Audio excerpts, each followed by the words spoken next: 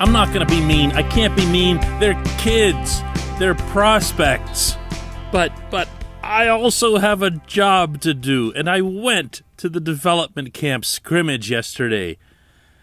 And yeah, good morning to you. Good Wednesday morning. I'm Dejan Kovacevic of DK Pittsburgh Sports, and this is Daily Shot of Penguins. It comes your way bright and early every weekday if you're into football and or baseball. I also offer up daily shots of Steelers and Pirates where you found this. I promise not to be mean.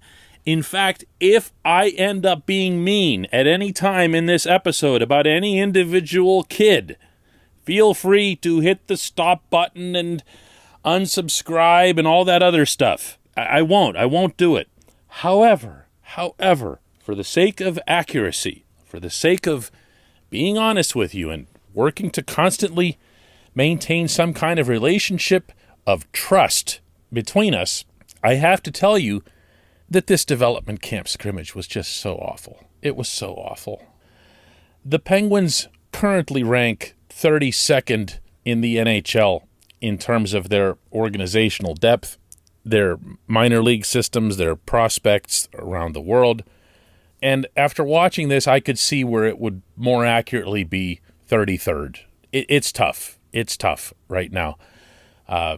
That's not blaming anybody in the organization, because the one individual who would be most to blame for that, and he would accept that, by the way, would be Jim Rutherford. Why? Because he traded draft picks. Why did he trade draft picks? So that everyone could wear more rings. It was a noble and worthy cause. But it came, as Jim acknowledged at the time it would, with a price. And it is a terrible price. Yes, there are a couple guys who stand out a little bit. You can tell who the handful of higher draft picks are. You can see Sam Poulin, why he was a late first rounder. You can see some of his skill, some of his speed, his sturdiness on his skates.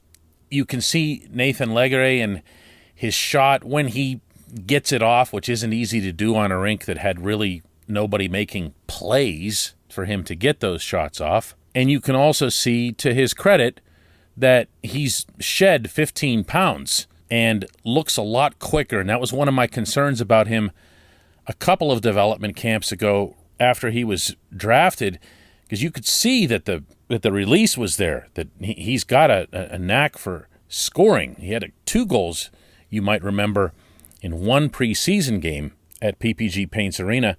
And I asked him yesterday after the scrimmage, about what it is that he's done physically to put himself into a position to be faster. I think just the nutrition. I started focusing a little bit more on nutrition during the last season, but also during the summer.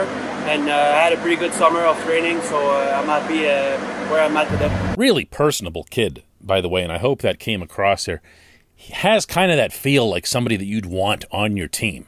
I could throw out a few more familiar names, at least familiar to those of you who follow the Penguin system closely, and I'm sure there are fans who do that. Philip Lindberg was in goal, and I wanted to see Philip Lindberg dominate, as I'd mentioned on a couple recent episodes, and that didn't happen. Valtteri Puustinen might have had a greater exhibit of skill than anyone else out there, but it wasn't something that floors you. You could see that he sees the ice. You could see that he's able to move the puck, and he's able to collect it. It follows him to an extent. Cam Lee, I thought, was the head and shoulders best defenseman that was out there, occasionally seeing some flash from Nicholas Almari. But, I go back to whenever Olli Määttä was in this game, and Olli just leaped off the rink. And I don't think anybody would consider Olli now in the NHL, or really at any point in the NHL, maybe his early rookie season when all the hopes were sky high and before some of his injuries and ailments might have affected him.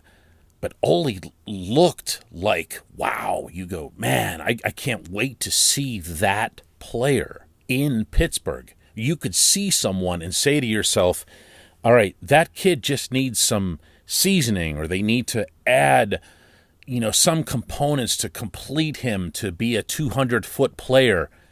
And no, that just was not the case here. This portion of Daily Shot of Penguins is brought to you by the good people at the Greater Pittsburgh Community Food Bank, where they're committed to providing food for all of our neighbors in need, and they in turn need your help. Visit pittsburghfoodbank.org to find out how $1 is all it takes to produce 5 full meals. pittsburghfoodbank.org. How am I doing so far? Like, I haven't buried anybody, right? I haven't said, this kid here, he's hopeless. He's got nothing. You can't do that. You never know when somebody's going to jump up. You never know when a prospect might end up, for example, switching positions or switching roles and become a lot better at a different type of role than the one for which they were drafted. That happens more in hockey than in any other sport, where you'll have a player, for example, who has the wheels, who has some size, and because of that, at younger ages, they'll do scoring, just because they're getting around other kids faster. They'll find a way to finish, or they'll just be naturally stronger. And I'm thinking in particular here of Zach Aston-Reese when he was at Northeastern scoring a ton. Why? Because he could plant himself and nobody could move him because he's a tree trunk. But ZAR has never shown the hands at the NHL level to be a scorer. So to his credit and that of the coaching staff, he's become just a terrific bottom six winger. Could there be someone like that in this group? Yes, of course. That's why I'm being careful here. There can be a Phil Bourque in the group. Borky not only moved from defense to forward, but he went from forward who could score to one who would just check to one who checked but also could score. He did a lot of different things through sheer force of will, but also some talent. But more than anything, adjusting, becoming fit for the National Hockey League. Some of these guys could do that, but I am here to attest that this is not going to be the cavalry. It's not going to come from this group. There's not a top 6 forward to be had here. I don't know there's a top 4 defenseman to be had here. I don't know that there's a top goaltender to be had here. Maybe there is. Maybe I'm wrong. Maybe it's, just watching some development camp drills and scrimmages. But, I'm trying to level with you here. So someday when you hear me glow about this prospect or that prospect or how fabulous the skill level looked at it, you'll at least have some baseline to trust me whenever I say that. Not now. Not now. When we come back, just one question.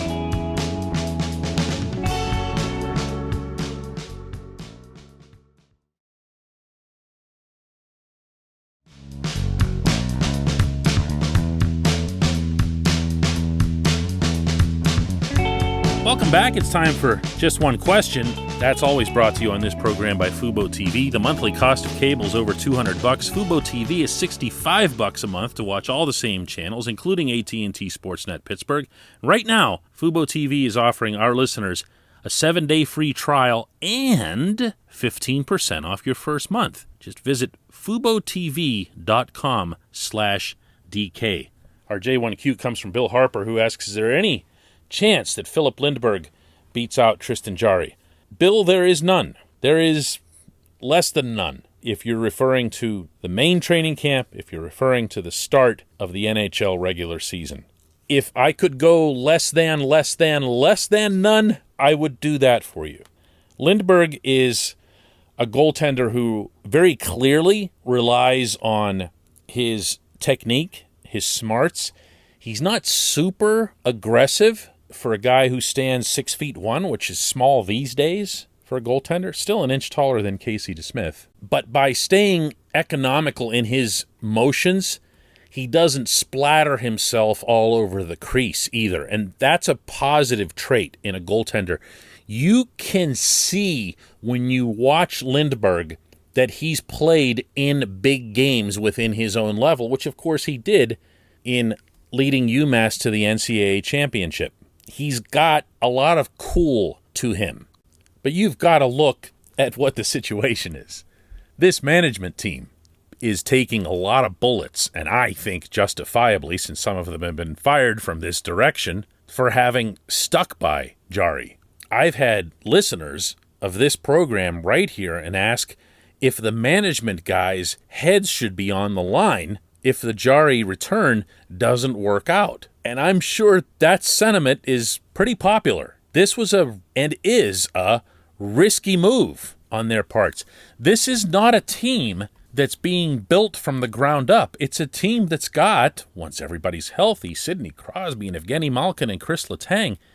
And you're telling everyone, never mind us in the public, you're telling everyone in that locker room that this is the right goaltender for them. You're telling those players to lay it all on the line, to drop down and block shots, to go full-bore commitment toward a Stanley Cup based on your belief that this goaltender who we just witnessed crumbling in a playoff series is the right guy to lead them into the next playoff series. They're not about to take that and unplug it after a training camp, after a month of regular season, after half a year. They're just not going to do it.